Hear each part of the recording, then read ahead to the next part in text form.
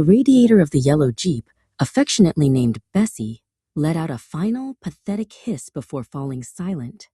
Heat shimmered off the cracked asphalt of the Joshua Tree Trail, turning the twisted silhouettes of the trees into dancing ghosts. Mina slumped against the door, her face flushed a deep pink. "We're going to turn into human raisins, Clara," she groaned, fanning herself with a tourist map. Clara hopped out of the driver's seat, her boots hitting the dusty ground with a confident thud. She squinted against the white-hot glare, her blonde hair tucked under a baseball cap. "Not today, Mina. Bessie just needs a break, and we need a plan."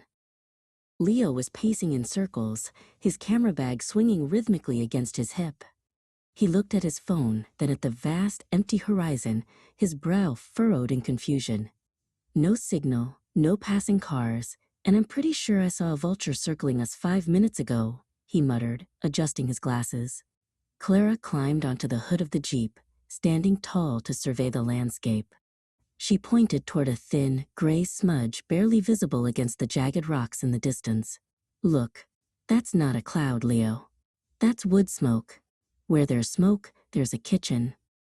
The trek across the sand was a test of endurance. The desert was beautiful but indifferent, a kingdom of quartz and thorns. Mina stumbled over a loose stone, her breath coming in short, jagged gasps. "How much further?" she wheezed. Leo walked beside her, offering a steadying arm, though his own shirt was soaked with sweat. He kept his eyes peeled for landmarks, his artistic mind struggling to find beauty in the oppressive heat. "Clara says it's just over that ridge," Leo encouraged, though his voice lacked his usual photographic spark. A sudden, dry, rattling sound froze them in their tracks. Just inches from the path, coiled in the shadow of a granite boulder, was a diamondback rattlesnake. Its tail was a blur of motion, a lethal warning echoing through the silence. Mina gasped, her hand flying to her mouth. Before anyone could panic, Clara stepped forward. She didn't scream or run. She stood perfectly still, her shadow stretching long across the sand. "Stay back, guys," she said, her voice a low, soothing hum. "He's just as hot and grumpy as we are. Give him his space." With slow, deliberate movements, Clara guided the group in a wide arc around the snake, never breaking her calm composure. Once they were safely past, the tension broke like a fever.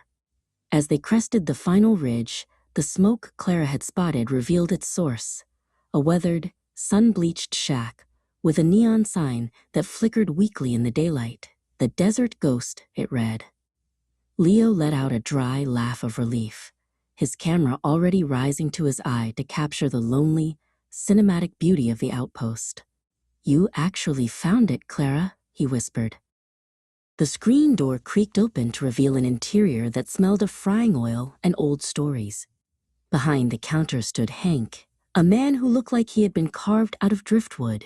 His skin was a map of wrinkles, and his eyes were the color of a desert sky after a storm. He looked at the 3 dusty travelers and wiped a stained cloth over the Formica counter. "You looks like you've been chasing mirages," Hank rasped.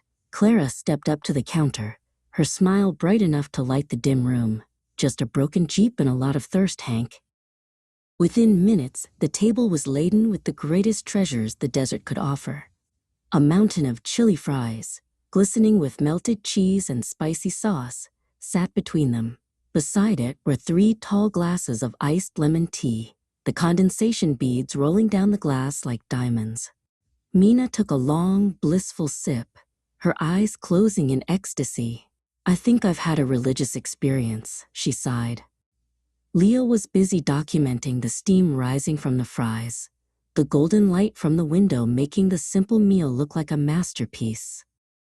As they ate, Clara noticed the faded, peeling paint on the diner's outdoor signs and the dusty, neglected flower boxes. To pay for their meal and a tow for Bessie, she didn't offer money she didn't have. She offered her hands. Under the blistering afternoon sun, Clara and